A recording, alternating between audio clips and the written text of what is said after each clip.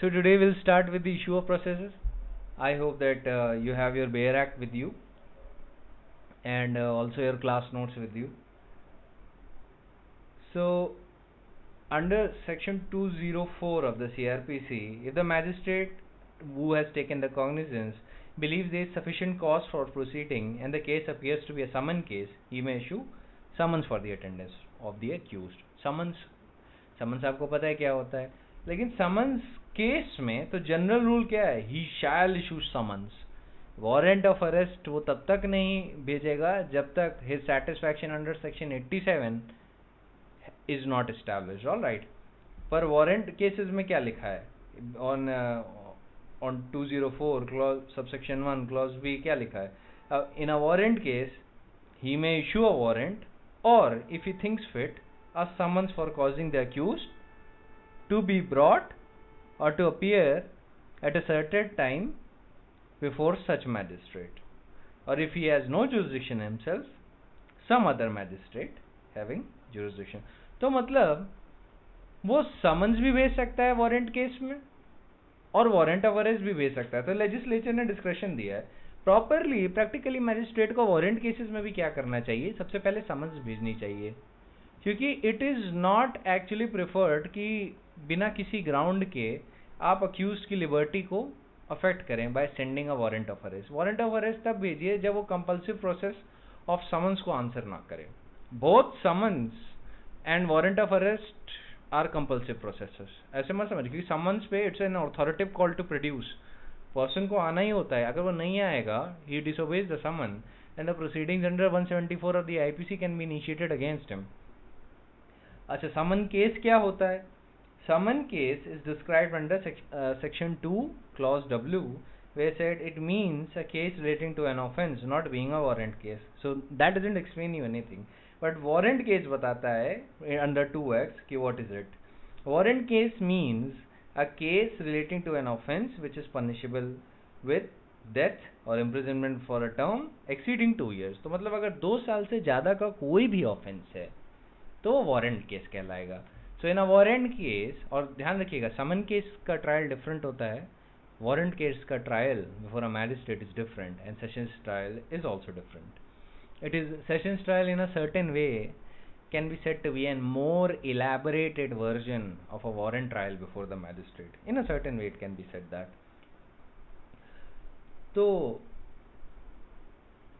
you should keep this in mind, that in a summon case, magistrate is obligated by the legislature. That is why the terminology of shall is used, that he shall issue summon for the attendance of the accused. And in a warrant case, if the magistrate so thinks fit, he may either issue a warrant or summons. Properly speaking, he should first issue summons. Another point that I'd like to deal with is, if in the opinion of the magistrate taking cognizance of an offense there is sufficient ground. What does the word sufficient ground means under section 204 subsection 1? Sufficient ground means that a prima facie case has been established. The case has been established on a prima facie level, and I have told you numerous times what is the definition of a prima facie case. So I hope that by now you are able to understand what is a prima facie case. It is not a case proven to a hilt. So under subsection 2, no summons or warrant shall be issued against the accused under subsection 1 until a list of prosecution witnesses have been filed. So a list of prosecution witnesses has to be filed before the magistrate. Only after that the magistrate shall issue the process. In the proceeding instituted upon a complaint made in writing, every summon or warrant shall be accompanied by a copy of the complaint. Again, that is a procedural provision. Clause 4 says that when any law for the time being in force, a process fee is payable by the way, or other fee are payable, no process shall be issued until the fee is paid, and if the fees are not paid within a reasonable time, magistrate may dismiss the complaint. In a complaint case, if the process fee is payable, and if the complainant does not pay the process fee, then in that case the magistrate has the option to dismiss the complaint. Keep in mind section 203 and 204 subsection 4 shall be read with section 398 of the CRPC. I think I've dealt with this issue under the complaint dismissal of complaint section, so I hope you remember.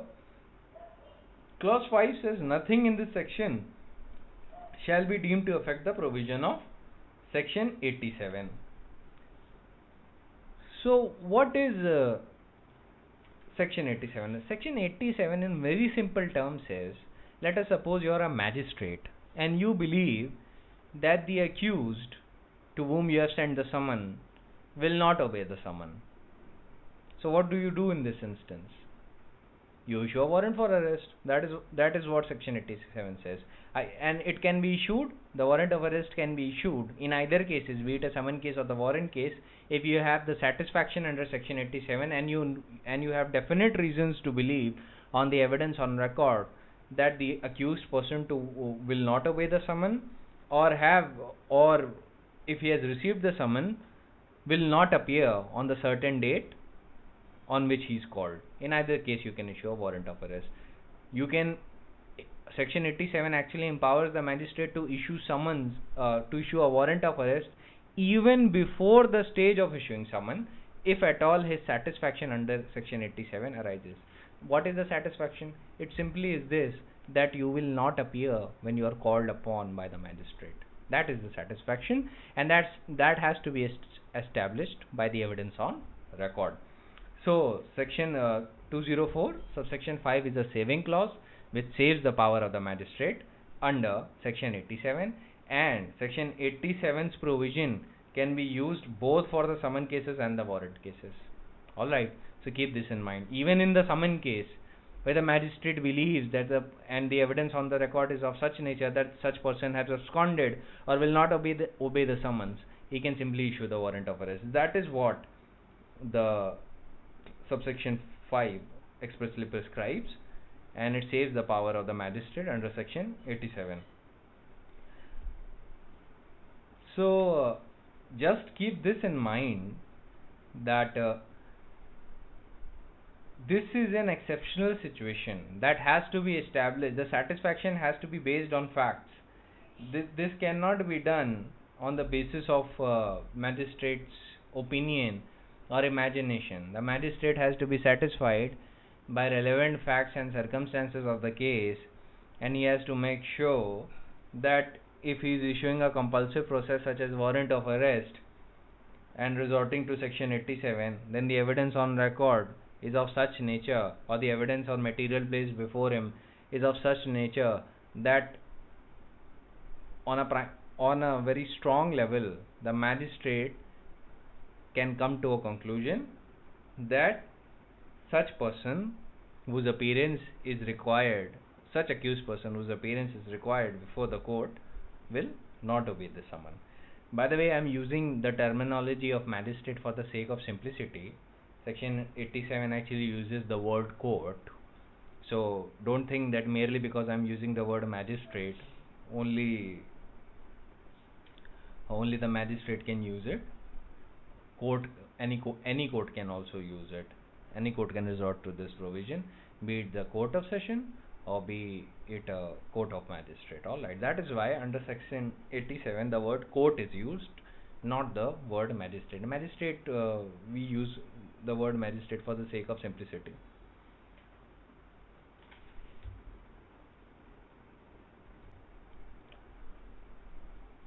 So keep in mind that merely because I use the word magistrate, it is only because I am speaking in the context of section 204 of the CRPC. Section 87 actually uses the word court.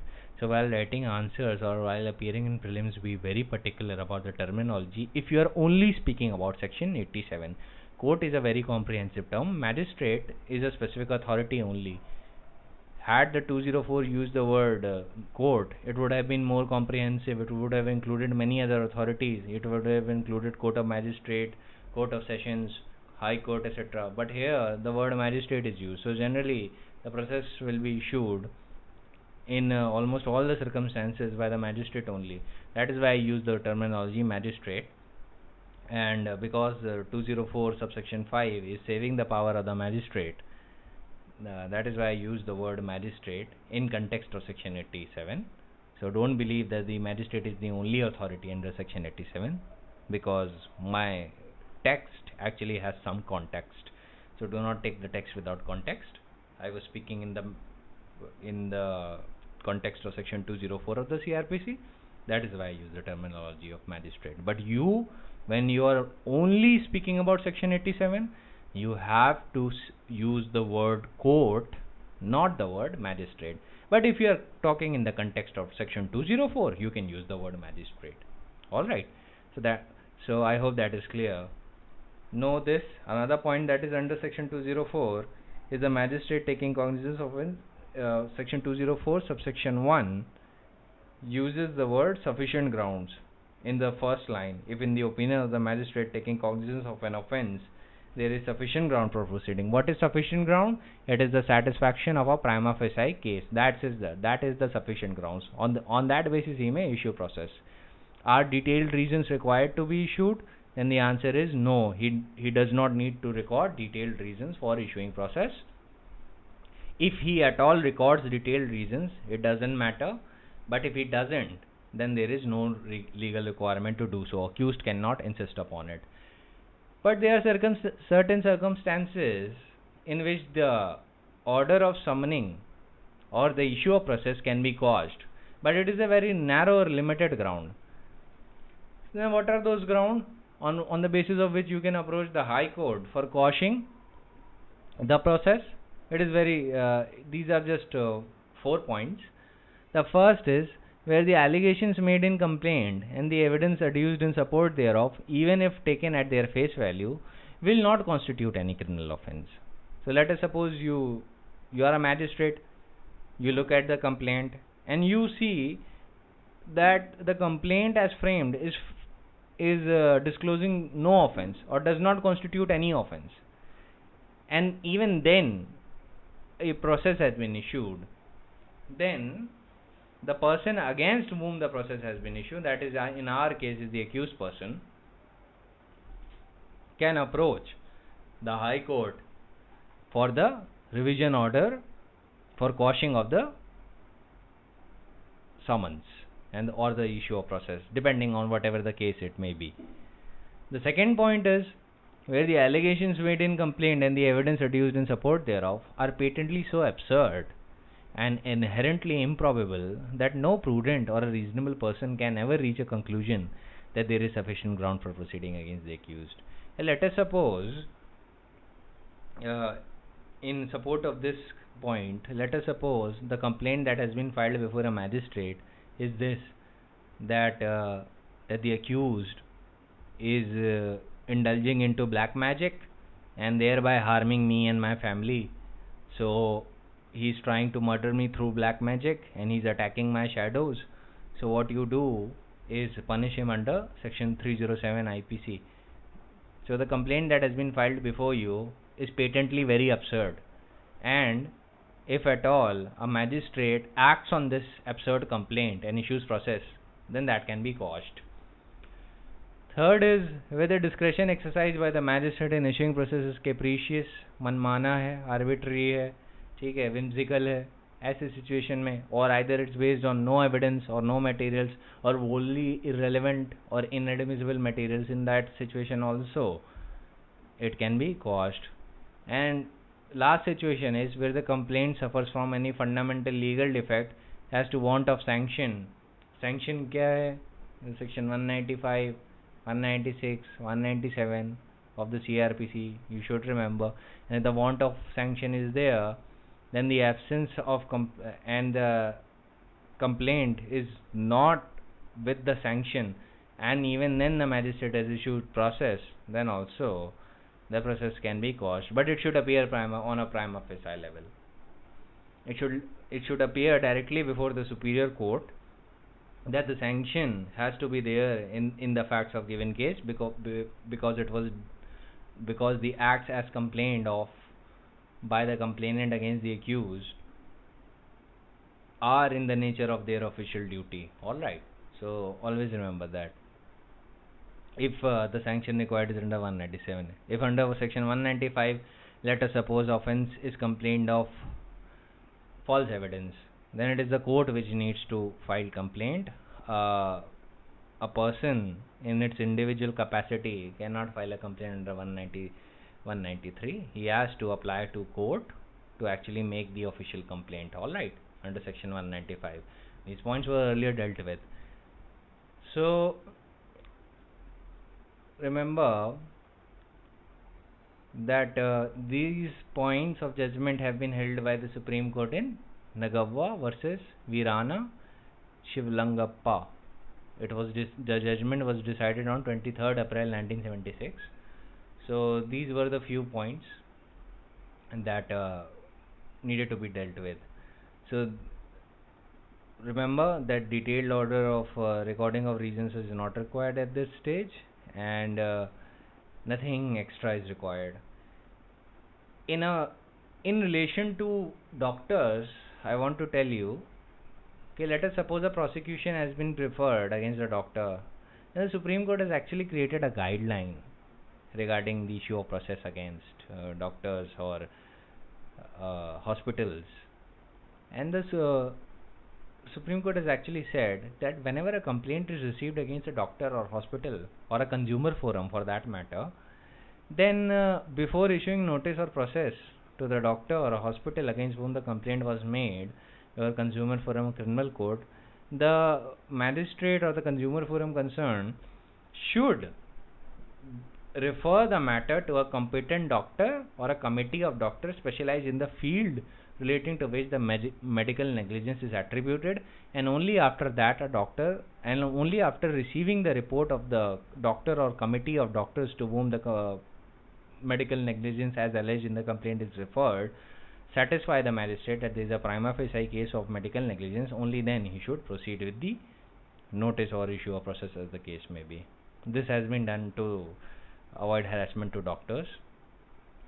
So this point has been held in Martin F. D'Souza versus Muhammad Ishfaq, decided on 17 February 2009. So these were the only issues which relate to section 204. So we may proceed further. So I'll be just going really fast among these sections. So we'll immediately come to section 207. Section 207 says, in any case where the proceeding has been instituted on a police report, the magistrate shall without delay furnish to the accused, free of cost, a copy of each of the following: police report, FIR, statements recorded under section 161 of all persons whom prosecution proposes to examine as his witness, excluding thereof any part for which the request has been made under section 173 subsection 6, confession and statement recorded under 164 of the CRPC, and fifth is that any other document or relevant extract forwarded to the magistrate with the police report under subsection 5 of 173. Let us suppose ballistic report, serologist report, etc., expert evidence report. Provided that the magistrate may, after perusing such part of the statement as is referred into clause 3, where the special request has been made in relation to section 173 subsection 6, magistrate may, after considering the reasons given by the police officer for the request, direct that a copy or part of the statement or portion thereof, as the magistrate thinks proper, shall be furnished. So even after the request has been made, it is the magistrate who will decide whether to give it or not, and in most cases the magistrate probably gives, because remember, the accused ought to know everything that is against him. Generally, that is the part of due process of law, and non-disclosure of something which may eventually be present at trial is generally to avoid the element of surprise against him. Alright, so going off context, but this due process and non-furnishing of certain materials is actually, I am talking about actually the case law of Siddharth Vasisht versus State and City of Delhi, that is the Manu Sharma case celebrated so much. In that case, the copy of ballistic report was not provided to the accused. So that was Supreme Court held that it violated his fundamental right under Article 21, and it was due process of law that the accused should have fair trial. That is just an off point that I just remembered, so I told you. It was related to this also, because it was the duty of the magistrate to actually supply him all that, and if he didn't, that would be acting in dereliction of his duty. Magistrate would be acting in dereliction of his duty. And even on the request of police officer, if the magistrate believes that this is essential for fair trial, then also it is his solemn duty to provide the accused with those reports. So, provided further, if the magistrate is satisfied that any document referred to in clause 5 is voluminous, he shall, instead of furnishing the accused with a copy thereof, direct that he will be only allowed to inspect it either personally or through a pleader in the court. So that is very self-explanatory, that he may either inspect the document either in the court or through his pleader, and he can take a snapshot if he wants in this modern era. Then we need to come to section 208. These sections will assume importance when we'll deal with the sessions trial. So, supply of copies to the statement and documents, they don't have nuances within themselves as such, but the compliance with these provisions are mandatory. Remember that. These are mandatory provisions. Under section 208, it says, when a case instituted otherwise than on police report, it appears to the magistrate issuing process under section 204 that the offence is triable exclusively by the court of session, the magistrate shall without delay to the accused free of cost, furnish to the accused free of cost a copy of each of the following statements recorded under section 200, 202 of all persons examined by the magistrate, statement and confession if any recorded under section 161 or 164, any documents produced before the magistrate on which the prosecution proposes to rely on, provided that if the magistrate is satisfied that any document is voluminous, he shall, instead of furnishing the accused with a copy thereof, direct that he will only be allowed to inspect it either personally or through a pleader in the court. This provision is also a mandatory, and magistrate has to furnish on the accused free of cost these materials. So these materials that are referred here has to be free. He cannot demand any money for that, for the copies. This provision is mandatory. It has been held so in Rosie versus State of Kerala. It is not necessary to actually mention it, but I just told you in this case law. Commitment of the case when the court of session, when the offence is triable exclusive by it. This is a very important provision. When in a case instituted on a police report or otherwise, the accused appears or is brought before the magistrate, and it appears to the magistrate that the offence is triable exclusively by the court of session, he shall commit, after complying with the provisions of section 207 or 208 as the case may be, the case to the court of session, and subject to the provisions of the code relating to bail, remand the accused to custody until commitment has been made. Subject to the provision of this code relating to bail, remand the accused to custody during and until conclusion of trial. Send to the court the record of the case and the documents and articles, if any, which are to be produced in evidence. D. Notify the public prosecutor of the commitment of the case to the court of session. Why notifying? Why does magistrate needs to notify public prosecutor of the commitment of the case to the court of session? The answer is simple. It is the public prosecutor who conducts the prosecution in the court of session. All right. That is why he needs to notify the public prosecutor. So this section is a bit important. So magistrate, know this, the magistrate has to comply with this section mandatorily where he believes that the offence is triable by the court of session. And the prima facie satisfaction, the moment he comes to know that the offences are mentioned in the case are such that are triable by the court of session, the magistrate does not have to apply any further reasoning there. He just has to commit to the court of session. Let us suppose that the magistrate, if he wants, he is considering the nature of the material placed before him. He believes that the accused is innocent, and rather than committing, let us suppose the case is triable by the court of session, and he believes that the accused is innocent, then he starts a roving inquiry into the material. he starts studying the material, he starts comparing it, he starts thinking which evidence is to be relied on, and which is to be rejected. In this case, what will it be considered? That this is a mini trial. Magistrate is not competent to do this at this stage. The moment he comes to know that the offence is triable by the court of session, that's it. Magistrate has just to do one thing: comply with the provisions of 207, 208 as the case may be, and commit the case to the court of session and remand the accused to custody. Alright? So that's all he needs to do. That's all he needs to do.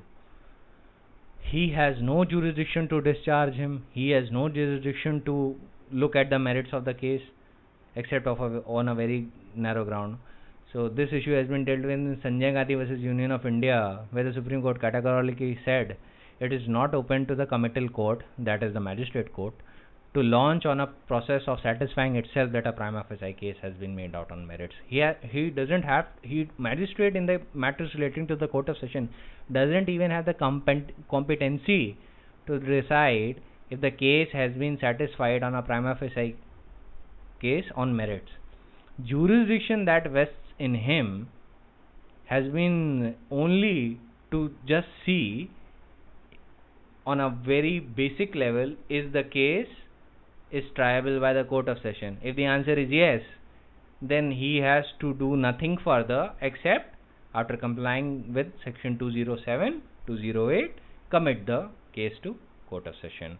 But there is also an exceptional situation. Let us assume that if a magistrate by error sees that a wrong section of IPC is quoted in the case, then he may look on this aspect and correct it. Then he may find that the case is not actually triable by the court of session. It is triable by me, but by mistake a wrong section has been quoted into the materials of the prosecution. So in that case, since the court is not at all triable by the court of session in this case, that is why the magistrate may see that since it's a genuine mistake, he may correct it. He can do all this. But the moment he sees that the case is actually triable by the court of session and no wrong section has been quoted by IPC, then he is required nothing else except to comply with the provision as required under 209. And 209 mandates to comply with the provision of 207, 208, and after complying with this provision, remand the case to the court of session and remand the accused to custody until such commitment has been made. Alright. So this should be very clear.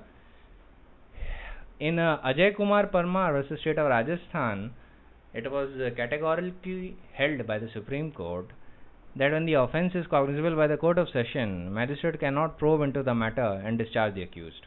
In this case, magistrate tried to do just that, and Supreme Court said that that order is illegal. Supreme Court said it is not permissible for the magistrate to discharge the accused even after considering the evidence on record, because he has no jurisdiction to probe or look into the matter at all. He is not competent to do it. Merit ही नहीं है उसके पास, कैसे deal करेगा? When the statute gives the jurisdiction to a particular authority and it intends to exclude all the other authorities, such as in the case of sessions trial, then all the other authorities do not have the competence except the authority as mandated by the legislature. In this case, it is the court of sessions. That I was just explaining you the principle. So magistrates के पास zero merit है while deciding whether the case is cognizable by the court of session or not.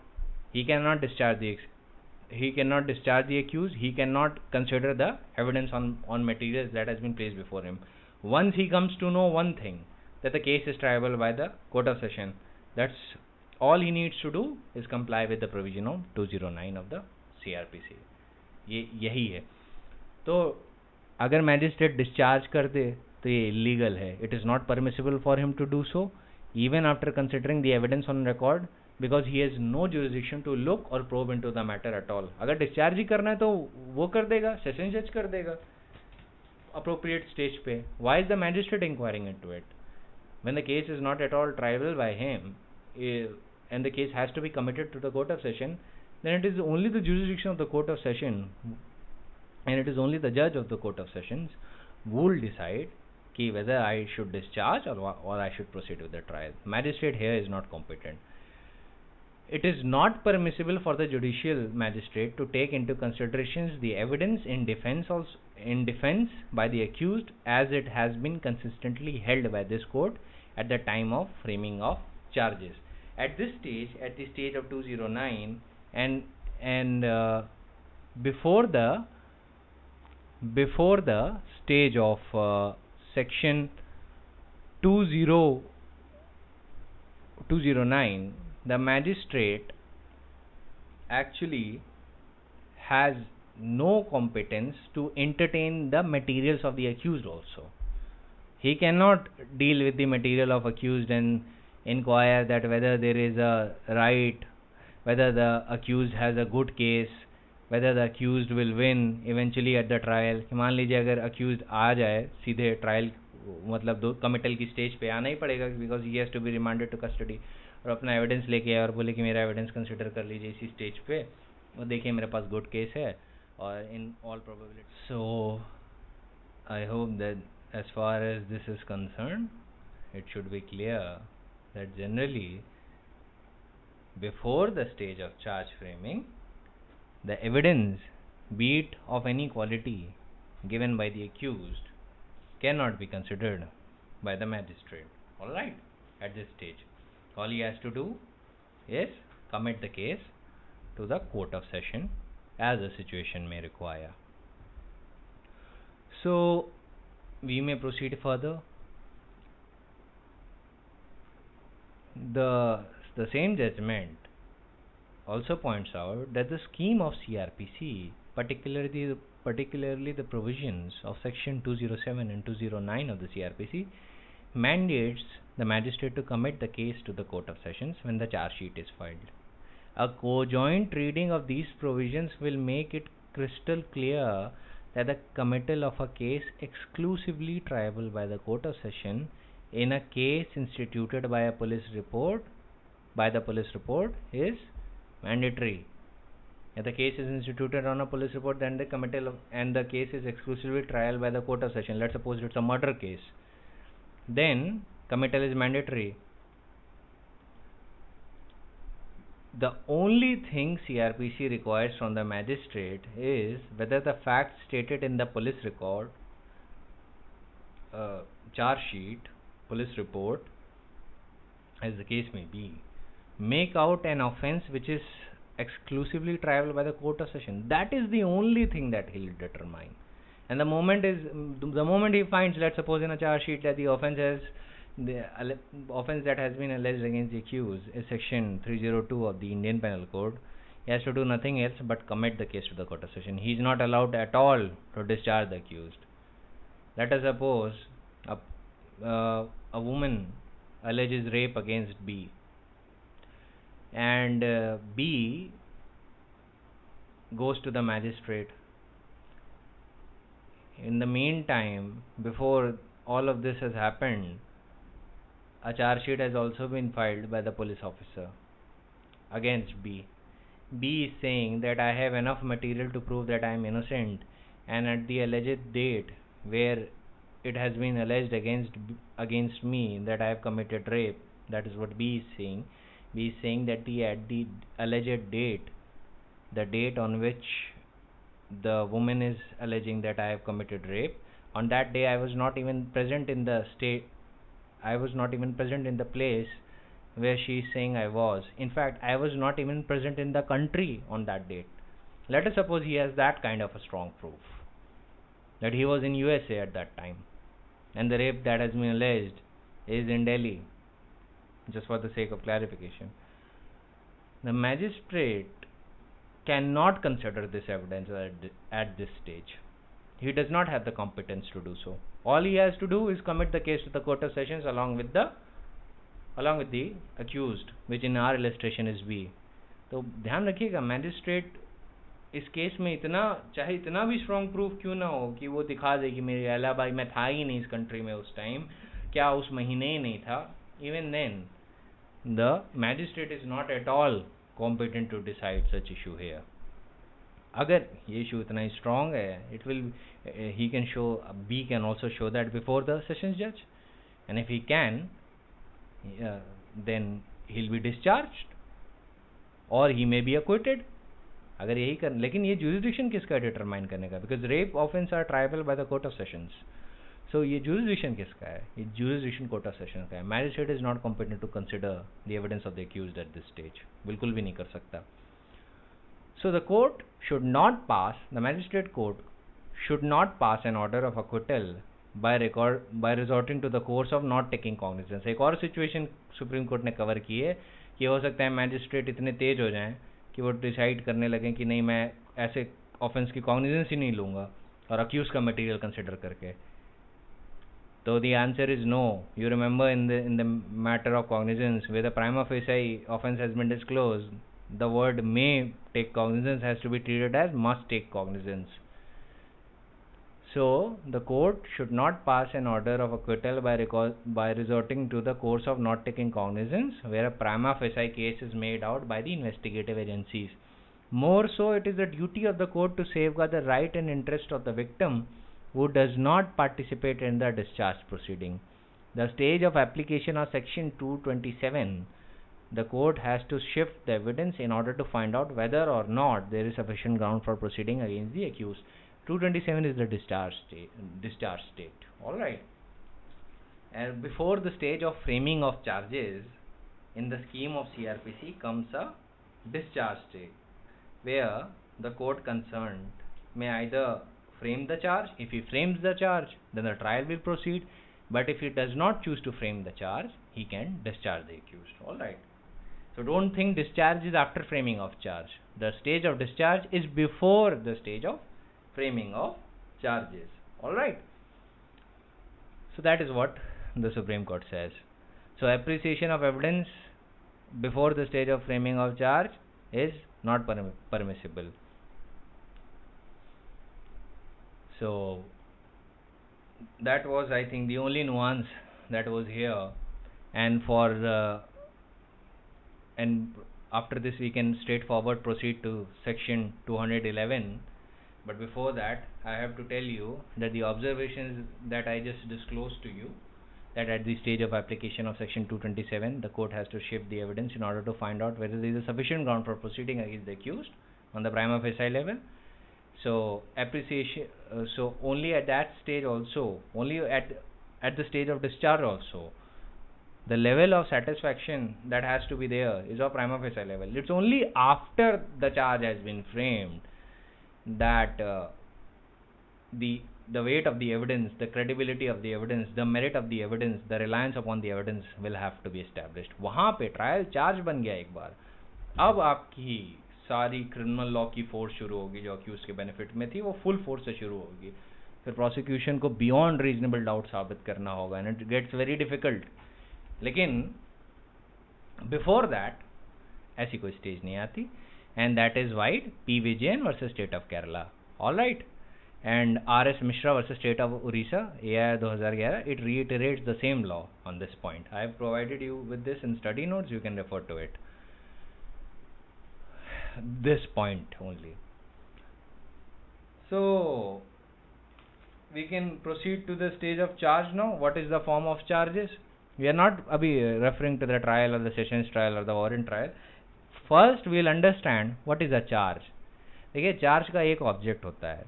It is intended to provide notice to the matter of offence of which the accused person is to be charged in the court of law and on which he will be subject to a trial.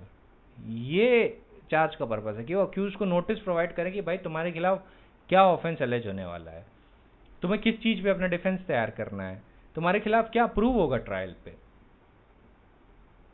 क्या offence prove करना है तुम्हारे खिलाफ trial पे, ये सारा matter बनेगा. यही सारा पर्पस होता है चार्ज का, to give the accused a notice of the matter of offence of which he is charged in the court of law and on which he would be subject to a trial. Purpose of charge is to show precisely and concisely the matter of offense by which he is charged and to give notice to the accused as to what prosecution intends to prove against him at a trial. एक चीज़ का बस ध्यान रखिएगा, summons case में formal charge बनाने की कोई ज़रूरत नहीं, ऑल राइट, और बाकी केसेस में फॉर्मल चार्ज बनाने की ज़रूरत होती है। So first will read the contents of the charge, बहुत बेसिक सा है ये, वैसे आपको सेक्शन पूरा पढ़ना होगा along with the illustration. I won't be reading the entire illustration, I will be reading the main section and just one of the illustration. So every charge under this code shall state the offense which the accused is charged. Alright. So let us suppose the offense is murder. Then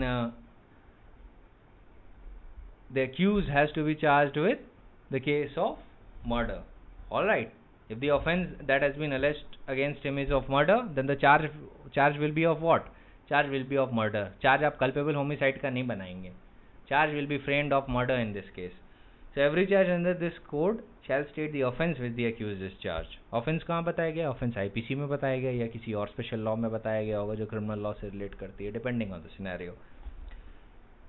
Second point is, if the law which creates the offense gives it any specific name, the offense may be described in charge by that name only.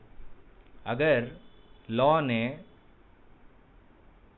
Murder को, जो which is culpable homicide with a requisite intention and it amounts to murder, इसको उसको नाम murder दिया है, तो you will call it murder only. जब charge बनाओगे तो आप उसको वही बताओगे. You won't call it culpable homicide, सिर्फ इसलिए कि कल्पेबल होमिसाइड में तो मर्डर आता ही है. नहीं, लॉ ने जो नाम दिया है ऑफेंस को वही नाम आप देंगे. जैसे let us suppose if it's a case of robbery, you will not call it theft. हालांकि रॉबरी का एक इंग्रेडिएंट थेफ्ट भी होता है, either it has to be theft और it has to be extortion, लेकिन इसका मतलब ये नहीं है कि you will call it theft और एक्सटॉर्शन, वो दोनों अलग ऑफेंस हो जाएंगे. तो जो ऑफेंस ने, जो लॉ ने जिस ऑफेंस को जो नाम दिया है, आपको वही नाम यूज करना है चार्ज में. if the law which creates the offense does not give it any specific name, the definition of the offense must be stated so as to give the accused the notice of the matter of which he is charged.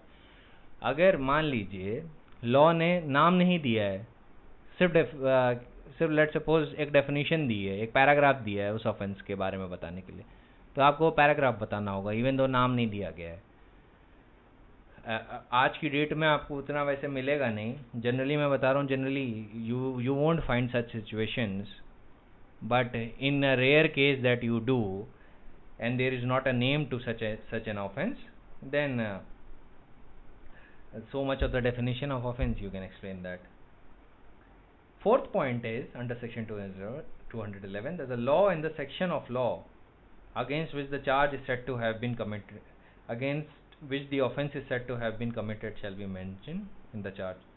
So law, IPC, section of law, let us suppose murder, section 302 में punishment, red with section 300 जिसमें offence defined है. तो charges के form आपके कहाँ होंगे? Charges के form आपके होते हैं under form number 32 of the second schedule. अच्छा, जो लोग एमपी की तैयारी कर रहे हैं ना, वो लोग वो फॉर्म नंबर 32 खूब प्रैक्टिस करें, बिकॉज दैट विल वो आता है सवालों में. सो प्रैक्टिस फॉर्म नंबर 32, ज़्यादा नहीं है, छोटा सा है, just practice in your daily way, एक बार पढ़ लीजिएगा. Fifth point is that the fact that the charge is made is equivalent to a statement that every legal condition required by the law to constitute the offense charge was fulfilled in the particular case. तो मतलब अगर आपने मान लीजिए उसको charge किया है murder के लिए, तो प्रिजम्पशन क्या बनेगा? प्रिजम्पशन ये बनेगा कि उसका केस अब एक्सेप्शन में नहीं आता है, वो मर्डर के लिए ही लायबल है और उसी पे ट्रायबल होगा. You are saying when you have framed a charge, तो वो उस स्टेटमेंट के बराबर होता है कि जो मर्डर को प्रूव करने के लिए जितनी भी कंडीशंस रिक्वायर्ड थी वो साबित हो चुकी हैं. वो एविडेंस की मैं बात नहीं कर रहा जो ट्रायल पे आएगा, वो मैं इसकी बात कर रहा हूँ कि जब प्राइमा फेसाई लेवल पे जितने भी इंग्रेडिएंट्स जो ऑफेंस को बनाते हैं वो आपको लगता है प्रूव हो गए. ये सही है या नहीं ये तो ट्रायल पे पता चलेगा, बट चार्ज फ्रेमिंग के लिए you have to satisfy it on a prima facie level whether the ingredients of the offense has been made. If the answer is yes, then it is equivalent to the statement that every legal condition required by law to constitute the offense was fulfilled in the particular case. Charge shall be written in the language of the court. तो कभी कभी कुछ courts की language Hindi होती है, दिल्ली में मान लीजिए कुछ कोर्ट्स की लैंग्वेज इंग्लिश है, तो वहाँ पे चार्ज इंग्लिश में होगा। यूपी में मान लीजिए यूपी में हिंदी में होता है कोर्ट्स की लैंग्वेज, वहाँ पे हिंदी है। बाय द वे, ये जो लैंग्वेज डिसाइड करते हैं सबऑर्डिनेट कोर्ट्स की, ये स्टेट गवर्नमेंट करती है। Alright, if the accused having been previously convicted of any offense is liable by the reasons of such previous conviction to enhanced punishment or to punishment of a different kind for a subsequent offense, and it is intended to prove such previous conviction for the purpose of effecting the punishment which the court may think fit to be award against the subsequent offense, the fact, date and place of the previous conviction shall be stated in the charge, and if such statement has been omitted, the court may add it any time before the sentence is passed. The fact, date or place of previous conviction ये necessary है when you are seeking to prove कि previous conviction इसका हो चुका है, तो इसको इस offense पे अगर इसका conviction है तो इसे enhanced punishment मिलना चाहिए. So you need to prove previous conviction. And how will you prove previous conviction? In accordance with section 298. तो 98 अभी इसके बगल में लिख लीजिए. As to how to prove previous conviction, you can prove it by the recourse of section 298. अभी वो मैं बता दूंगा बाद में, क्योंकि वो ऑफ कोर्स हो जाएगा. I'll tell you later what is it about. तो that is one thing. वैसे you can read section 298. It is a very simple thing. वो से प्रोसीजर फॉर्मेलिटीज बताता है कि मतलब कोई जजमेंट ऑर्डर था तो कोर्ट के ऑफिशियल रिकॉर्ड से निकाल लीजिए. जेलर में था तो जेल में जो लॉन्च करने का जो वारंट होता है उसकी कॉपी निकल है, तो दैट इज ऑल्सो सफिशिएंट. ठीक है, that is all about 298 is about. So this was only the nuance in charge. इसके इलस्ट्रेशन पढ़ लीजिएगा. इसके illustration actually as it is prelims में आ जाते हैं, कभी कभी तो मेंस में भी आ जाते हैं. चार्ज फ्रेम करने के लिए आपको किस लेवल का मटेरियल चाहिए? प्राइमा फेसाई लेवल का चाहिए. It is only the level of prima facie satisfaction. क्या अगर मान लीजिए आपके चार्ज फ्रेमिंग के डिफेक्ट में, मतलब चार्ज फ्रेमिंग की स्टेज पे कोई डिफेक्ट आ जाए, मान लीजिए आपने चार्ज गलत तरीके से लिख दिया, ऑफेंस के कुछ इंग्रेडिएंट्स जो आपको मेंशन करने थे वो आपने नहीं किए, या आपने क्या कहते हैं नाम ही गलत लिख दिया ऑफेंस के चार्ज का, जो ऑफेंस था जिससे आपने चार्ज किया उसका आपने नाम ही गलत लिख दिया. क्या पर से प्रोसीडिंग्स विशिएट कर जाएंगे? The answer is no. You have to read all the provision of charges with section 464 of the CRPC. Now what is 464 of the CRPC? I'll just read. Always keep in mind, all the provision of charges, generally and specially section 2015 shall be read with section 464 of the CRPC. That is mandatory. You have to write that in exam as well, and you have to generally be aware कि ये दोनों section साथ में पढ़े जाएंगे. So I'll just immediately read section 464, then we can proceed further and we'll come to nuances relating to charges. So section 464 says, no finding, sentence or order by a court of competent jurisdiction shall be deemed to be invalid merely on the ground that no charge was framed, or on the ground of any error, omission or irregularity. क्या है? Error, omission or irregularity in the charge, including any misjoinder of charges, unless in the opinion of the Court of Appeal, confirmation or revision, a failure of justice in fact has been occasioned. So then again वही situation CRPC फिर से repeat कर रही है, failure of justice. यही मैं आपको FIR से, I think जो मैंने फर्स्ट क्लास ली थी FIR से, मैं वहीं से आपको फेलियर ऑफ जस्टिस और ये सारी बातें करता आया हूँ. You can see in all stages CRPC क्या कह रही है कि देखिए ऑटोमेटिक विशिएशन तो बहुत कम स्टेजेस पे है. 99% ऑफ द केसेस में ये देखा जाएगा कि फेलियर ऑफ जस्टिस हुआ है या नहीं, और ट्विन टेस्ट क्या है? Failure of justice and prejudice to the accused.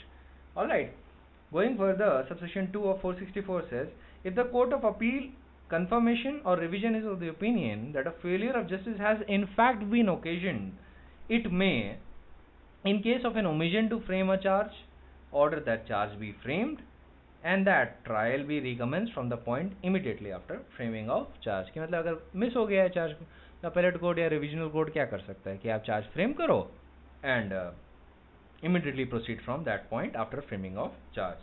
इसका दूसरे शब्दों में मतलब ये है कि आप उस चार्ज पे ट्रायल करो, चार्ज फ्रेमिंग के बाद ट्रायल की स्टेज होती है. ऑलराइट, चार्ज फ्रेमिंग से पहले तक इंक्वायरी स्टेज होती है. In the case of an opinion, in the case of an error, omission or irregularity in charge, direct a new trial to be had on the charges framed in whatever manner it thinks fit.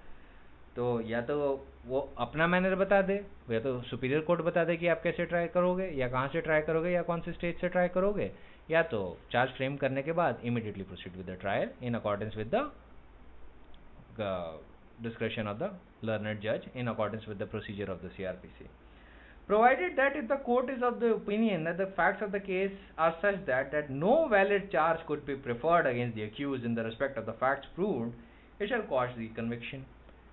अगर court को लगता है कि valid charge बन ही नहीं रहा है, valid charge का मतलब क्या है कि अगर मान लीजिए एब्सर्ड या प्राइमा फेसिस लेवल का ही सेटिस्फैक्शन नहीं हो पा रहा है केसेस पे, ऑफेंस के इंग्रेडिएंट्स ही नहीं बन पा रहे हैं चार्ज के, चार्ज को करने के लिए प्राइमा फेसिस लेवल पे ऑफेंस के इंग्रेडिएंट्स भी होने चाहिए, और अगर वही नहीं है तो इन दिस केस वहाँ पे कन्विक्शन को भी क्वाश किया जा सकता है अगर अपेलेट या रिविजनल कोर्ट ने ये पाया कि कन्विक्शन ऐसे चार्ज पे किया गया है जिसमें या तो एरर है, इरेगुलरिटी है, ओमिशन है, और even after that the charge itself does not have the requisite ingredient of the offenses and neither the requisite ingredients of the offenses have been proved.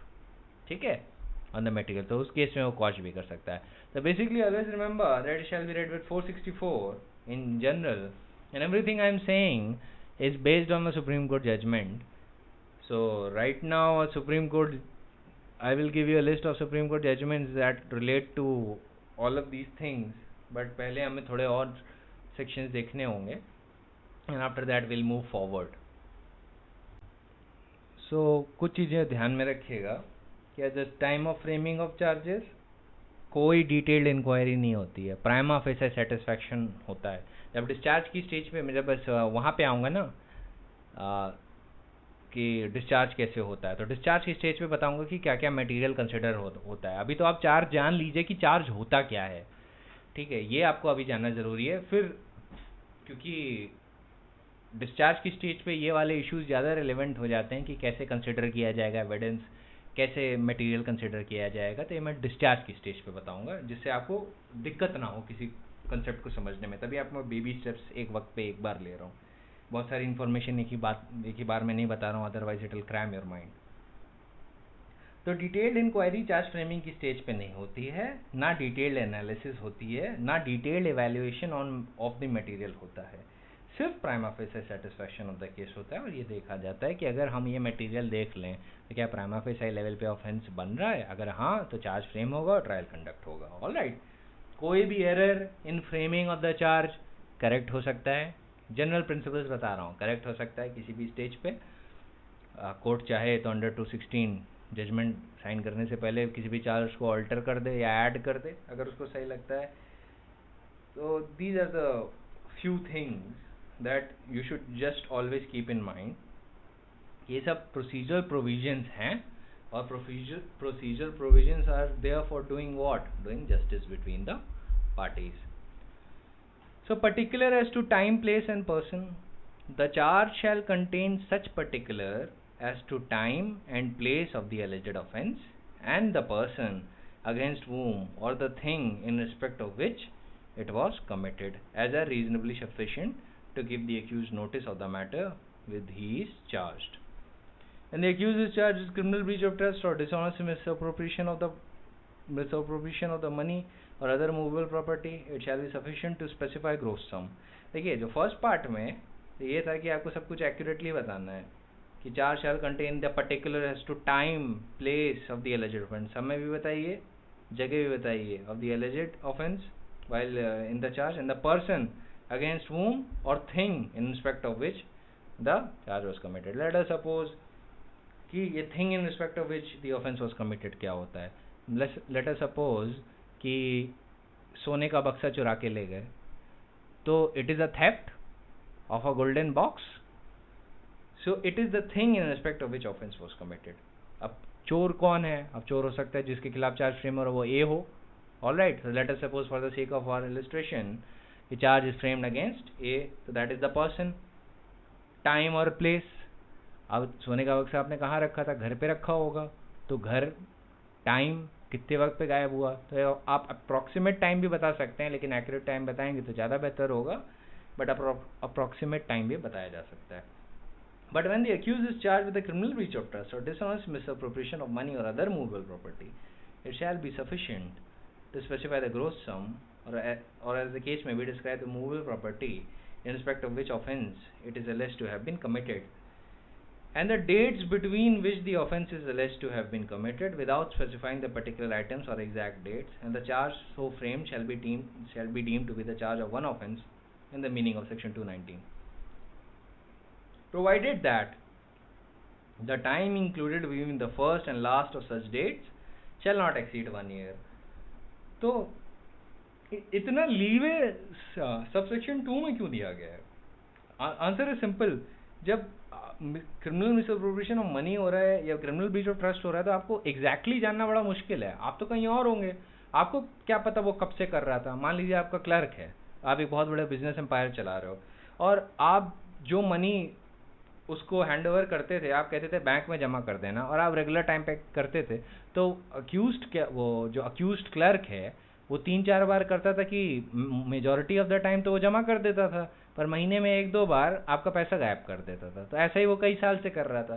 तो how will you exactly know at what date, at what place he did that? तो आप sufficiently gross सम बता दीजिए कि कितना पैसा आपको लगता है आपका गया. और दूसरा ये बता दीजिए कि अक्यूज ने किस कैपेसिटी में किया और इन रिस्पेक्ट ऑफ विच प्रॉपर्टी किया. तो इसमें प्रॉपर्टी मनी हो गई, तो आपको एग्जैक्ट डेट यहाँ पे पता नहीं होगी. That is why the legislature is giving you a leeway. अगर पता है तो you just tell that and the magistrate will frame the charge accordingly. Magistrate और the court concerned will frame the charge accordingly. When the manner of offence committing must be stated. When the nature of the case is such that the particulars mentioned in 211 and 212 do not give the accused sufficient notice of the matter. 211 and 212 do not even prove, do not give sufficient notice of the matter which he is charged. The charge shall also contain the particulars of the manner in which the alleged offence was committed, as will be sufficient for that. इसके मैं illustrations पढ़ूंगा because this is important.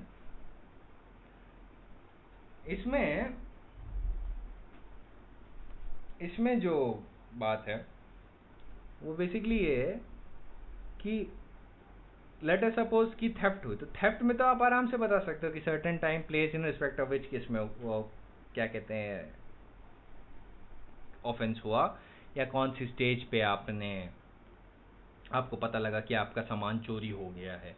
तो यहाँ पे तो आपको time, place, ये सारी चीज़ें मेंशन करनी होगी. और person, in case you know the person who has committed theft, अगर नहीं पता है तो मेंशन करने की ज़रूरत नहीं है चार्ज में. लेकिन मैजिस्ट्रेट को तो पता होगा ना कि अक्यूज्ड कौन है, तो पर्सन के नाम पे फिर वहाँ पे अक्यूज्ड होगा. सो ऐसे केस में when you are framing a charge of theft you have to mention certain time, certain place, thing in respect of which the theft was committed and the person who has committed. तो उसके खिलाफ तो charge ही होगा because is an accused person के ही खिलाफ charge frame होता है. लेकिन लेट अस सपोज कि आपने ऑफेंस, आप मैजिस्ट्रेट हैं, आपने ऑफेंस जो चार्ज फ्रेम कर रहे हैं जिस पे, वो है obstructing a public servant in discharge of his public duty. तो चार्ज को ये भी बताना होगा कि कैसे उसने ऑब्स्ट्रक्ट किया, कि क्योंकि merely you telling him that he has obstructed a public servant is not a sufficient notice to him. इसको कैसे पता चलेगा कि आपने उसको sufficiently उसने obstruct कैसे किया पुलिस ऑफिसर को? He doesn't know that. He has no idea how, in what capacity, कैसे, किस सिचुएशन में, उसकी कौन सी एक्ट को ऑब्स्ट्रक्शन माना पुलिस ऑफिसर ने या नहीं माना, या कोई भी और पब्लिक सर्वेंट जो ये अलेज कर रहा है कि he has obstructed me. तो ये आपको बताना होगा कि कैसे ऑब्स्ट्रक्ट किया.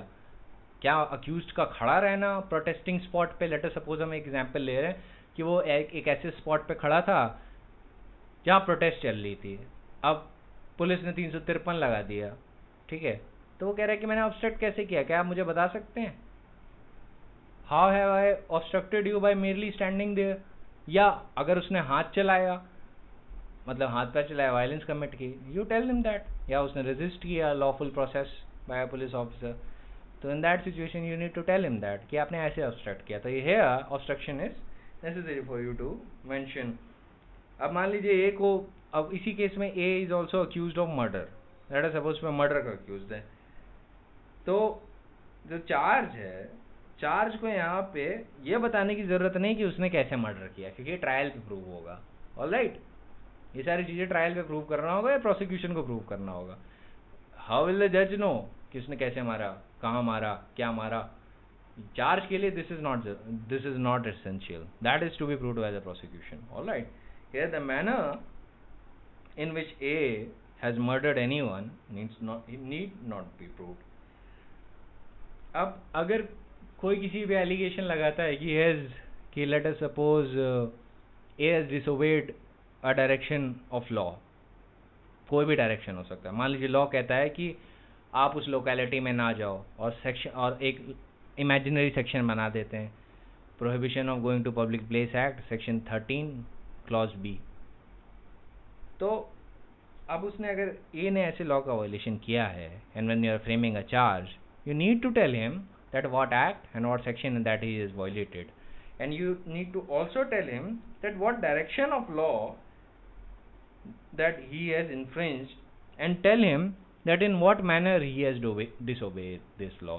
अब हो सकता है उस जगह पे जाना मना था और ये वहाँ पे था, तो ये सारी चीज़ें आपको लिखनी होंगी चार्ज में. As a magistrate you have to tell him that violating this section, you are there at that spot, you are present at that spot, and the lawful directions were given to you in that regard, yet you disobeyed the same. ये सारी चीज़ें बतानी होंगी. Generally है ये हैं, these are all procedural things, इसमें कोई नुआंस नहीं है, लेकिन बस ये आपको ध्यान में रखना है. So always remember, इसके भी सारे illustration पढ़िएगा. These illustrations are important and they are very important. Let us suppose, imagine a situation.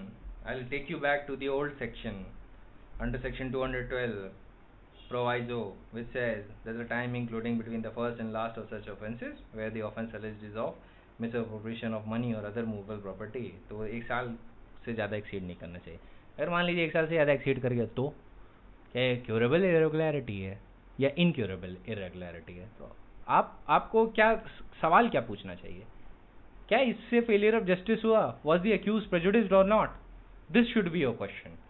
आपको ये नहीं देखना है कि वो एक साल का, ये तो देखना ही ऑब्वियसली कि एक साल का वायलेशन हुआ, पर in order to vitiate the proceeding आपको हमेशा सवाल ये पूछना है whether it cause the failure of justice और whether it cause the prejudice to the accuse. These are the twin test that you need to consider. यही touchstone है जिसपे you will consider everything regarding the vitiation of proceeding. तो आप क्या करोगे? By reading section 215 read with section 464 of the CRPC, आपको यही देखना होगा कि failure of justice and the prejudice to the accused if it has occurred, then in that situation the proceeding may be vitiated. लेकिन generally if you see कि merely because the offense that were clubbed exceeded the duration of 1 year, मान लीजिए पिछले 3 साल के criminal misappropriation के matter एक साथ ऐड कर दिए गए, पर आप पाते हो कि अक्यूज उससे प्रेजुडिस नहीं हुआ. So in that situation there is neither been a failure of justice nor prejudice to the accused, then in that case the proceedings shall not be vitiated. Generally there was in the facts of a case, जहाँ पे case में क्या हुआ था कि 1 साल से ज़्यादा के ऑफेंसेस इसमें लगा लिए गए थे और that was in a violation of the bare text of the section. तो सुप्रीम कोर्ट ने बोला कि इलीगैलिटी वो बाय इटसेल्फ नहीं हो जाता अगर 1 साल से ज़्यादा वो हो गया. इलीगैलिटी वो तब हो जाता है जब it has caused the prejudice to the accuse. Only in that situation you will consider that the proceedings can be vitiated. So procedural law का जो क्रक्स है विशिएशन और प्रोसीडिंग का, उसको सिंपली एक लाइन में प्रिंसिपल है. प्रिंसिपल देखिए एक लाइन का है, लेकिन लोगों को समझने में इतनी दिक्कत होती है क्योंकि they want a cut and dried answer उन चीज़ों का जो बहुत कॉम्प्लेक्स फैक्चुअल मैट्रिक्स से निकलती हैं. देखिए ह्यूमन लाइफ बहुत कॉम्प्लेक्स है, आपकी लाइफ बहुत कॉम्प्लेक्स है, तो क्या आपकी लाइफ क्या एक मैथमेटिकल इक्वेशन है कि उसका एक ही करेक्ट आंसर हो सकता है और बाकी आंसर गलत हो सकते हैं?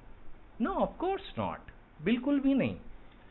यू हैव तो दिस इज वाई ये प्रैक्टिकल रियलिटी है जो प्रोसीजरल लॉज में इनकॉर्पोरेट की गई है कि मेरली बिकॉज जो हम लिख रहे हैं तो जनरल कंसिडरेशन से फॉलो होने चाहिए बारिंग few mandatory clauses.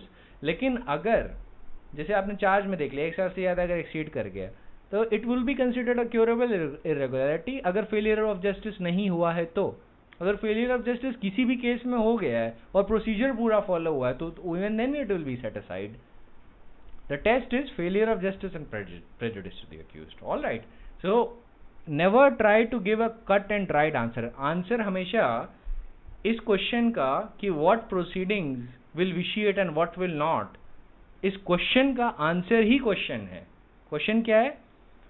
The question is not whether the proceedings will vitiate. The question shall be this: whether prejudice has occurred to the accused and it has consequently caused a failure of justice. You will see Supreme Court reiterating it again and again and again in simple terms. So okay. So I'll be moving to section 214. मैं पहले थोड़ा वो section का read कर देना चाहता हूँ before reading the nuance. इसके जो कॉम्प्लेक्स सेक्शन है ना चार्जेस के वो सेक्शन 221 और 222 हैं. सो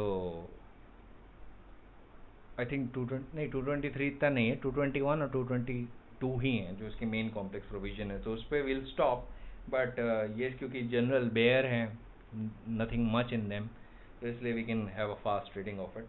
Section 214. In every charge, the words used in describing the offence shall be deemed to have been used in the sense attached to them respectively by law, which under such offence is punishable. Again, nothing to elaborate on this. Then we come to section 215. तो मैंने आपको ध्यान दिया होगा, पहले ही बोला था कि 215 is to be read with 464. This is why, because term ये बहुत similar हैं ये दोनों. No error in stating either the offence or particulars required to be stated in the charge.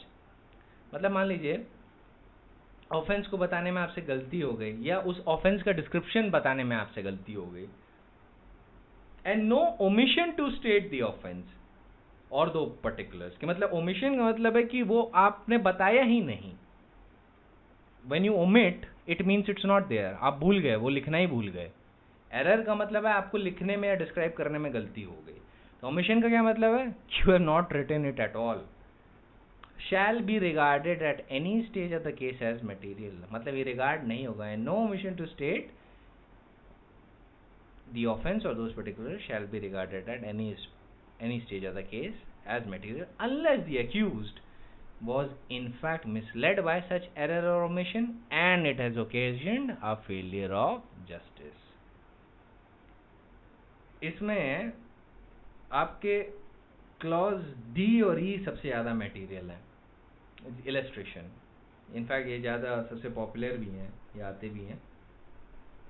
and now you know what you have to read this section in particular with. You have to read it with subsection with section 464, but I'll just read section 215's illustration D. A is charged with the murder of Khoda Baksh on 21 January 1882.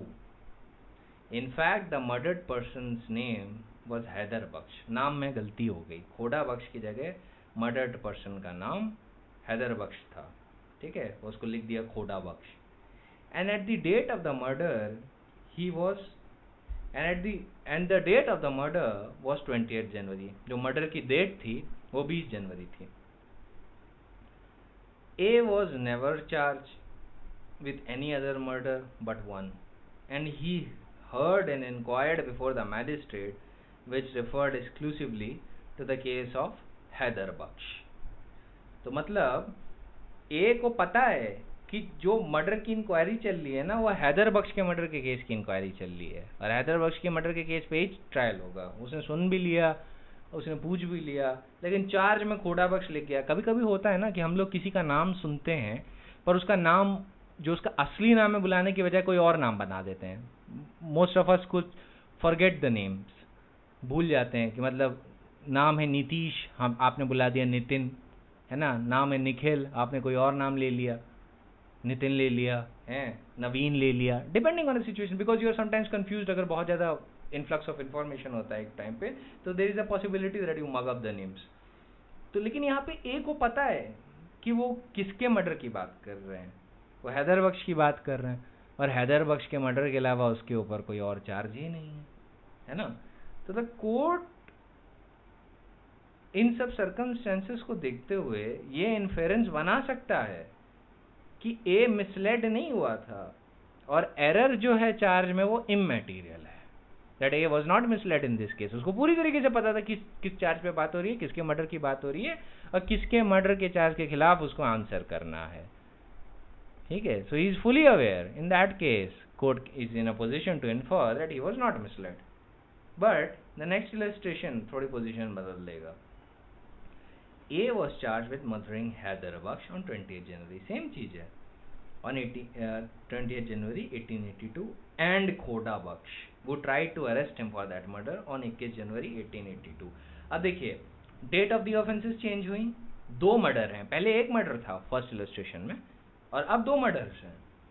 So when the charge for murder of Haider Bakhsh, he was tried for the murder of Khoda Bakhsh. तो जब charge में लिखा गया कि उसके हैदर बख्श के murder का trial हो रहा है, तो एक्चुअल ट्रायल हुआ खोड़ा बख्श के मर्डर का ट्रायल का। यहाँ पे प्रोसीडिंग्स मगअप हो गई, और जो विटनेसेस जो उसके डिफेंस में थे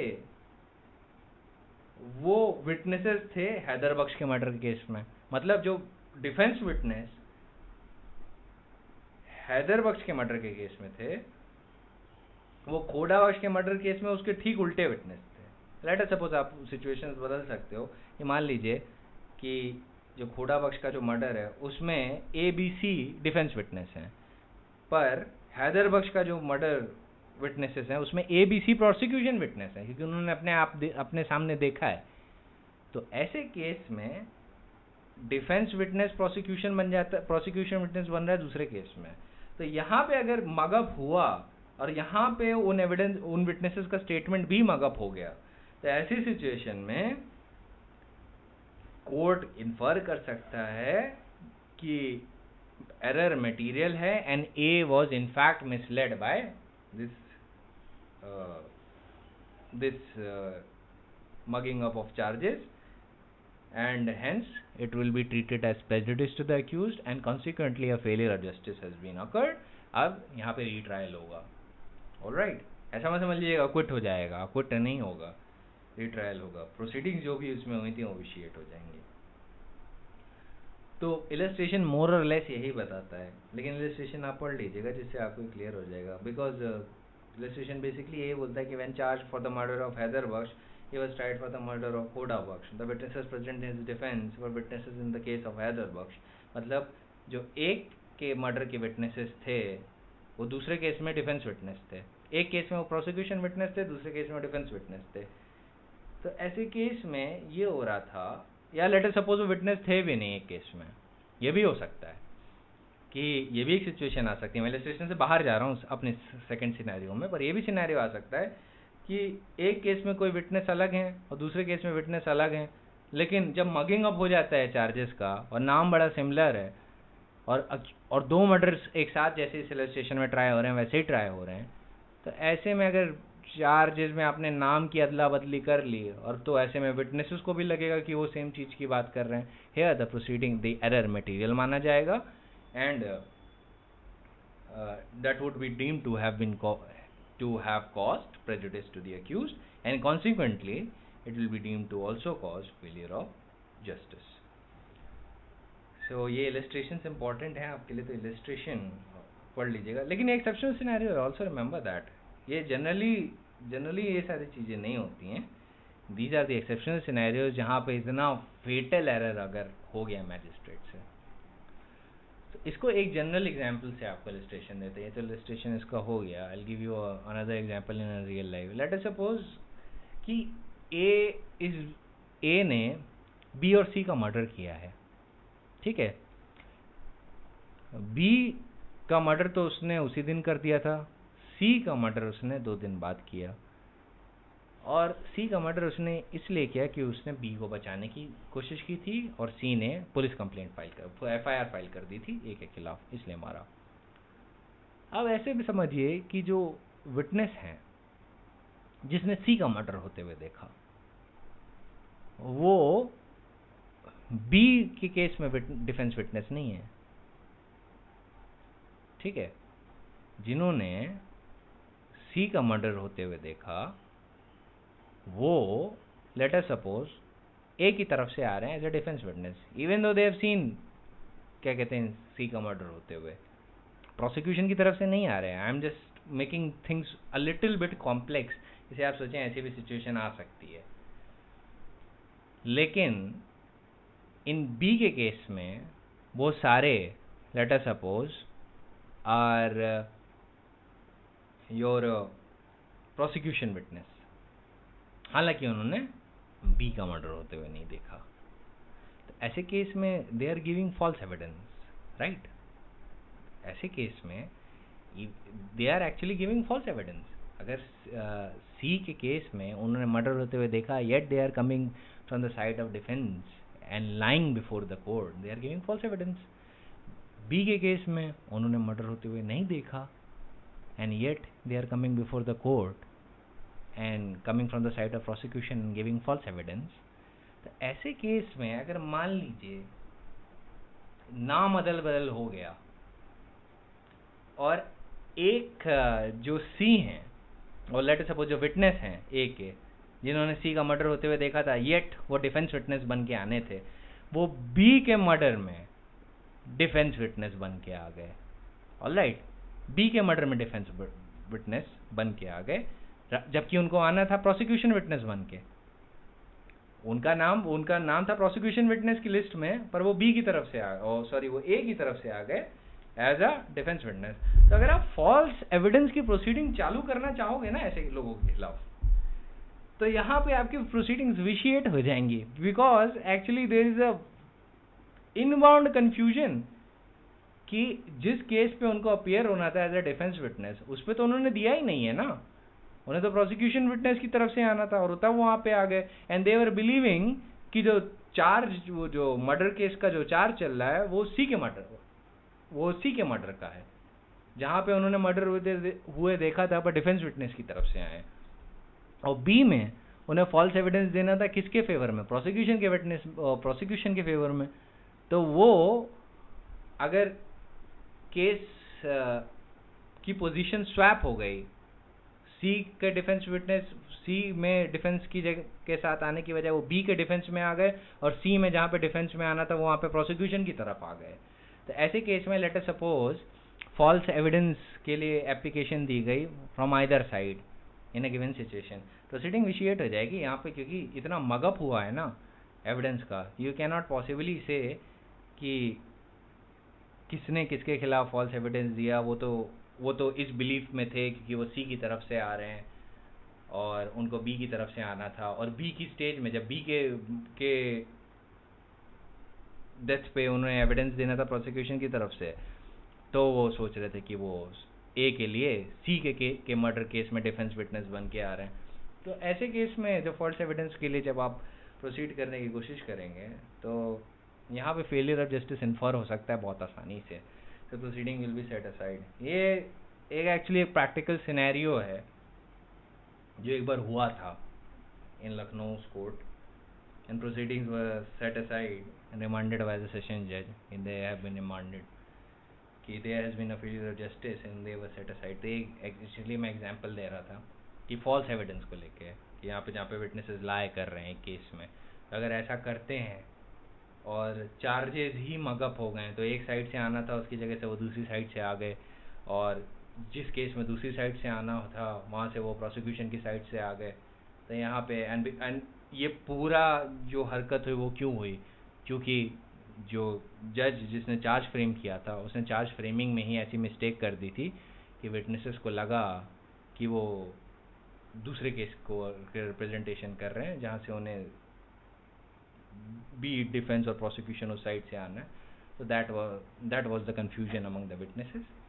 तो उस केस में the proceeding will be set aside, because यहाँ पे माना जाएगा कि अगर आपको फॉल्स एविडेंस प्रोसीड करना है उनके खिलाफ तो आपको रीहियरिंग ऑफ एविडेंस लेना पड़ेगा। You have to see that how they are false. उनके तो बिलीफ में तो वो कुछ और कर रहे थे और उन्होंने तो वो एविडेंस दिया भी नहीं एज यू आर एलिजिंग।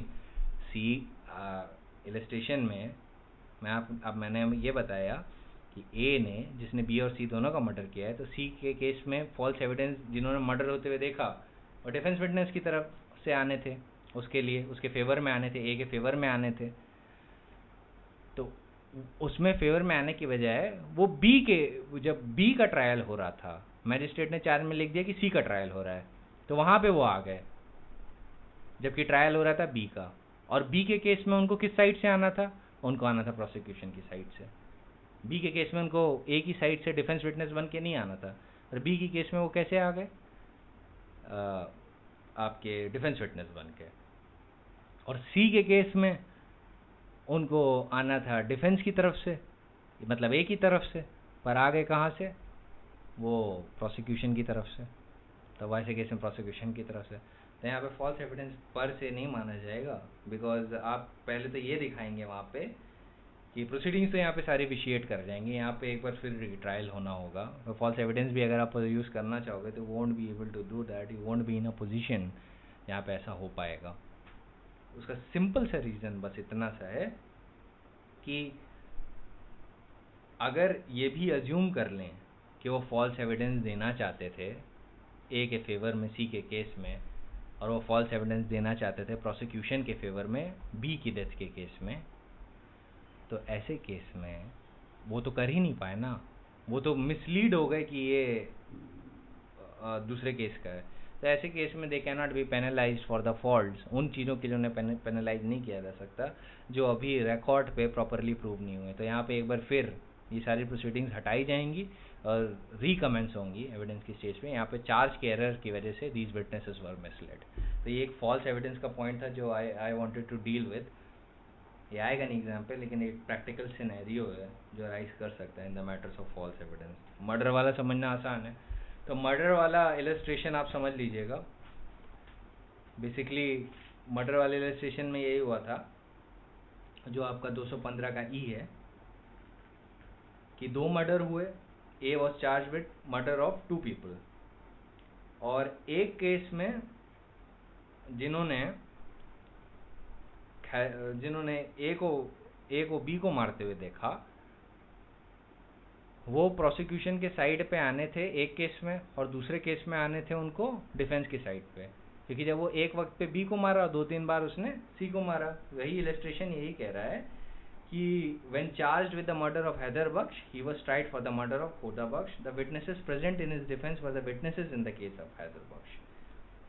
जो उसके डिफेंस में जो विटनेसेस आए थे वो हैदर बख्श के विटनेस थे, खोड़ा बख्श के विटनेस नहीं थे। तो ऐसे केस में कोर्ट ये इन्फर कर सकता है उनसे कि ए was misled and the error was material. और फॉल्स एविडेंस का पॉइंट मैंने इसलिए डाल दिया था इस केस में, क्योंकि इस केस में अगर मान लीजिए यही विटनेस झूठ बोल रहे होते, late us suppose these witnesses were lying, तो अगर आप फॉल्स एविडेंस के लिए वो डालोगे प्रोसीडिंग, और ये प्रोसीडिंग इनिशिएट कर गई, तो आप बोलोगे कि फॉल्स एविडेंस कैसे हो गया? फॉल्स एविडेंस बिल्कुल भी नहीं हो पाएगा। फॉल्स एविडेंस इसलिए नहीं हो पाएगा बिकॉज जिस चीज़ के लिए वो फॉल्स एविडेंस देना चाहते थे वो प्रोसीडिंग हो ही नहीं पाई। वो तो इस एरर में मिसलीड हो गए थे ना, वो प्रोसीडिंग स्वैप होने की वजह से, कि उनको सी के खिलाफ एविडेंस, ए के फेवर में एविडेंस देना है सी के मर्डर के केस में, तो सी में आने के बजाय वो बी में आ गए, और बी में प्रोसिक्यूशन की साइड में आना था तो वो उसकी जगह डिफेंस में आ गए। दैट इज द थिंग ना, सी में आना था डिफेंस की साइड, तो वहाँ पे प्रोसिक्यूशन की साइड से आ गए। बी में आना था, बी के मर्डर केस में आना था प्रोसिक्यूशन की साइड, पर वहाँ पे आ गए डिफेंस केस में। तो जो ये प्रोसीडिंग का स्वैप है ना, दिस एंड इफ यू इस प्रोसीडिंग के स्वैप की वजह से अगर आप फॉल्स एविडेंस प्रेफर करना चाहोगे, then you won't be able to do that. So, court may alter charge. Any court may alter or add to any charge at any time before the judgment is pronounced. तो judgment pronounce होने के पहले आप कोई भी charge alter कर सकते हो, add कर सकते हो। Every such alteration or addition shall be read and explained to the accused. जितने भी alteration और addition हैं shall be read and explained to the accused. If alteration or addition to a charge is such that proceeding immediately with the trial is not likely in the opinion of the court to prejudice the accused in his defense or the prosecutor in the conduct of his case, the court may in its discretion, after such alteration or addition has been made, proceed with the trial as if the altered charge has been the original charge. Maybe there is nothing in that. Clause 4 कहता है, if the alteration or addition is such that the proceeding immediately with the trial is likely to prejudice the accused or the prosecutor in the aforesaid, the court may either direct a new trial or adjourn the trial for such period as necessary. तो basically adjournment और new trial क्यों हो रहा है कि आपको sufficient time मिल जाए जैसे आप उस alter charge के लिए material prepare कर पाएँ, ठीक है, because there has to be an argument, there has to be a list of new witnesses, हो सकता है ढूंढने हो या new evidence produce करवाना हो, all these things can happen depending on the alteration of charge. That is why अगर prejudice वहाँ पे हो सकती है तो the court has to give it time कि अगर immediately मैंने proceed कर लिया, you are in the position of court और आपको लगता है कि अगर मैंने charge alter किया और immediately trial से शुरू कर दिया तो that may hamper the prosecution in the conduct of his case and जो accused है, accused के लिए वो एक problem create कर सकता है in his defense. In either case, in this case, you have to direct either a new trial or adjourn the period for a sufficient point of time, जिससे वो लोग prepare हो पाए. They can prepare his defense or prosecution as the case may be. If the offence stated in the altered or added charge is one for which the prosecution requires previous sanction, the case shall not proceed until the sanction is obtained, unless the sanction has already been obtained for a prosecution on the same facts on those which the altered or added charge is found. तो अगर किसी भी case में previous sanction की ज़रूरत होती है, ऐसा चार्ज अल्टर किया है जिसमें प्रीवियस सैंक्शन चाहिए, लेट अस सपोज 195 की चाहिए, 197 ऑफ द सीआरपीसी की चाहिए या 196 की चाहिए, और जो फैक्ट्स ऑफ द केस हैं उसमें ऐसी किसी सैंक्शन का अप्रूवल नहीं है, 195 के बार के लिए जो प्रीवियस सैंक्शन चाहिए वो नहीं है, 196 के लिए जो प्रीवियस सैंक्शन चाहिए स्टेट गवर्नमेंट, सेंट्रल गवर्नमेंट या डीएम एज द केस में भी वो भी नहीं है, या 197 में स्टेट गवर्नमेंट या सेंट्रल गवर्नमेंट की चाहिए वो नहीं है, तो ऐसे केस में what can you do? You have to wait for the official sanction. Sanction के लिए अप्लाई करिए, जब सैंक्शन आ जाए you file it with the court और तब we can proceed with the amended charge जिस पर सैंक्शन रिक्वायर्ड था. हाँ, अगर फैक्ट्स ऑलरेडी ऐसे हैं जिस पे ऑलरेडी सैंक्शन मिल चुकी है कोर्ट को, या फैक्ट्स पे प्रोसिक्यूशन को सैंक्शन ऑलरेडी मिल चुकी है to proceed with the trial, तो अगर आपने ऑल्टर चार्ज उन्हीं फैक्ट से रिलेटेड बनाया है, मान लीजिए फैक्ट्स पे कोई एक नया ऑफेंस भी बन रहा है और जो फैक्ट्स हैं उस पे ऑलरेडी प्रीवियस सैंक्शन मिल चुकी है, then in that situation you do not need to have a new sanction on the amended charge. Let us suppose, इस पे पुलिस ऑफिसर का एग्जांपल देता हूँ. मान लीजिए पुलिस ऑफिसर ने सर्च और सीजर करते समय एक घर पे तोड़फोड़ की थी, तो क्योंकि वो उसकी ऑफिशियल ड्यूटी के टाइम में की थी और अरेस्ट करते समय उसने ऐसा किया था, तो प्रीवियस सैंक्शन रिक्वायर्ड था because offence was in discharge of his official duty और उससे डायरेक्टली रिलेटेड था. तो आपने प्रीवियस सैंक्शन के लिए अप्लाई किया, आपको सैंक्शन मिल गई. तो आपने जब चार्ज ऑल्टर किया तो चार्ज क्या ऑल्टर किया? In a situation you also allege theft. पहले आपने थेफ्ट नहीं अलेज की थी, आपने असॉल्ट, हर्ट, ये सारी बातें की थी, ग्रेवियस हर्ट, ये सारी बातें की थी, थेफ्ट की बात नहीं की थी during the search and seizure inside the home. लेकिन सैंक्शन जो मिली है आपको वो उन्हीं सेट ऑफ फैक्ट्स पे मिली है ना, कि घर में जाने के अक्यूज्ड के घर के अक्यूज्ड कह रहा हूँ, जो प्रोसिक्यूशन का जो विक्टिम है उसके घर पे जाने पे जो असॉल्ट की थी, उसी असॉल्ट के दौरान घर पे थेफ्ट भी की थी उसने. तो जो जनरल फैक्ट्स पे जो ऑलरेडी सैंक्शन दी गई है ना ड्यूरिंग सर्च एंड सीजर, वो उन्हीं सेट ऑफ फैक्ट्स में अगर थेफ्ट भी बन रही है तो उसके लिए भी कोई नई सैंक्शन देने की ज़रूरी नहीं है, वो previous sanction will suffice for this new alter charge. लेकिन अगर मान लीजिए ये जो सर्च एंड सीजर में आपने थेफ्ट की लगाने के बजाय आपने ये कह दिया कि देयर इज़ वन बी जिसको भी पुलिस ऑफिसर ने मारा है, और बी आता है डिपोज करता है कि हाँ मेरे घर पे भी ये घुसे थे, तो और ये इन फैक्ट्स पे सैंक्शन नहीं किए, तो बी के बाद पे अगर कोई चार्ज ऑल्टर होगा, वैसे तो होगा नहीं, ऐसी सिचुएशन कोर्ट ऑर्डिनरली परमिट नहीं करता कि कोई नया केस बनने लगे प्रोसिक्यूशन का.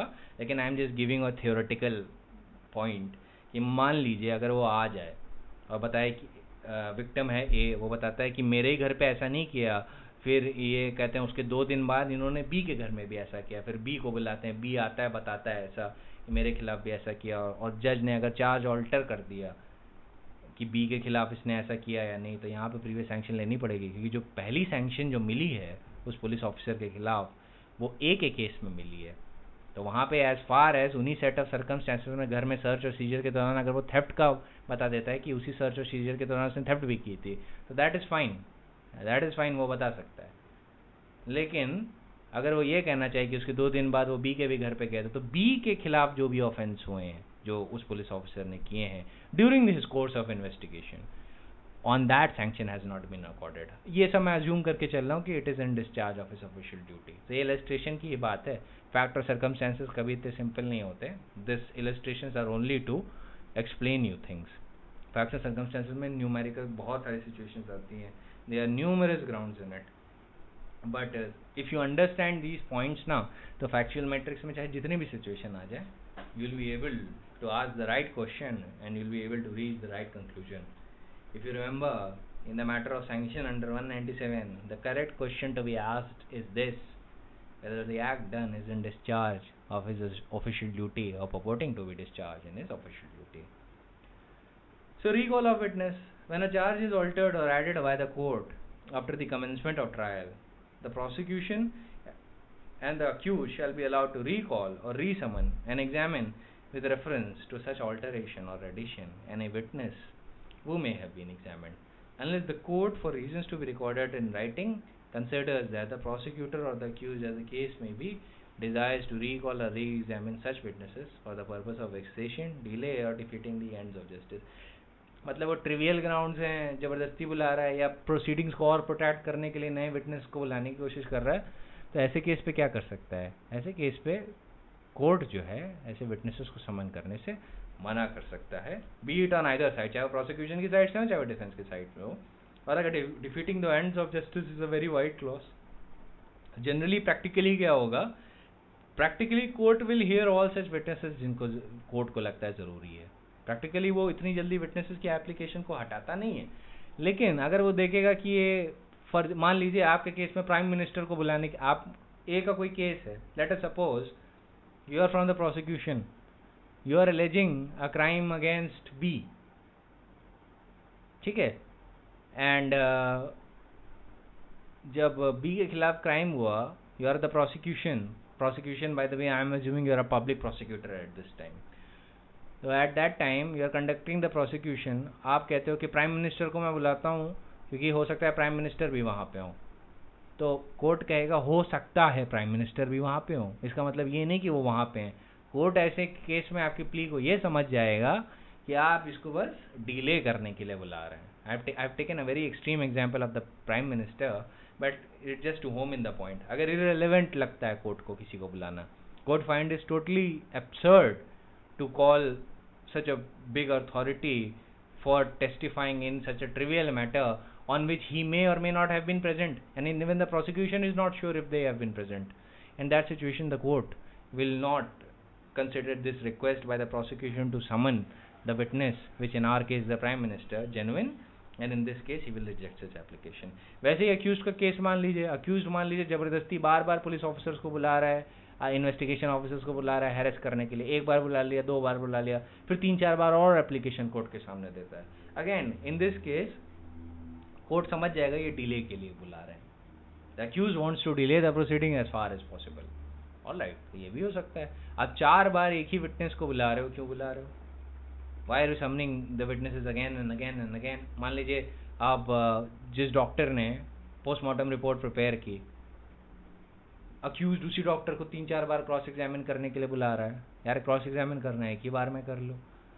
When you are calling him again and again and again, it means that you are doing it for the purpose of vexation or delay or for defeating an end of justice. ये एक और चीज़ से prove हो सकता है कि मान लीजिए आपने एक बार बुलाया, let us suppose you are the defense, आप accused की साइड से लॉयर हो, आपने एक बार डॉक्टर को बुलाया जिसने पोस्टमार्टम रिपोर्ट प्रिपेयर की to cross examine let suppose certain matter, और जब वो आ गया तो आपने कोर्ट को एप्लीकेशन दी कि I am not ready to cross examine him today because there has been a tragedy, I need to attend that, या आप किसी और कोर्ट में बिजी हैं, let us suppose you do that. Court आपकी बात मान लेता है जेन्युइन केस में, एक बार कहता है कि ठीक है I will summon him the next time, next time आप बुलाते हो फिर कोई एक्सक्यूज देते हो, उस बार भी सुन लेता है, फिर तीसरी बार आप फिर बुला के एक्सक्यूज, तो court will think that now you are just doing this for the purpose of causing delay, you don't actually have a case, you are just doing it to protract the proceedings as long as possible. जितना लंबा खींच सकते हो आप खींच रहे हो. So that is, in that situation it will be assumed that you are doing this for causing delay, and आपकी witness को री-एग्जामिन करने की या रिकॉल करने की या प्रेजेंट करने की रिक्वेस्ट को डिनाई कर सकता है. क्लॉज बी इसका यही कहता है, you can also call any further witness whom the court thinks material. तो अगर फैक्ट और सर्कमस्टेंसेस के बेसिस पे पता चलेगा किन विटनेस को बुलाना मटेरियल होगा और किन विटनेस को बुलाना मटेरियल नहीं होगा. Alright, so for today I think the time is up, but I have actually prepared you a long list of case laws relating to the irregularities which vitiate the proceeding. Since we cannot do it today because of paucity of time, we'll be able to do it tomorrow. So I hope that for today you will read all the sections that are related to charges, all of them, till section 224. And if you can read more, then that's very good. But at least read it till 224, so that it will be easier for you to grasp new concept that will come tomorrow, especially the point of irregularities in framing of the charge, and what is the minor offense to which a person can be convicted in case of omission of a charge. All right, so वो आएगा भी जब हम 221 और 222 पढ़ेंगे. So you will find that even in the case of omission of charges, a person can still be convicted of an offense which has been proved before a court of law. All right, अब वो क्या circumstance होंगे, कैसे होंगे, किन situation में हो सकता है, we'll discuss and deal with all of them.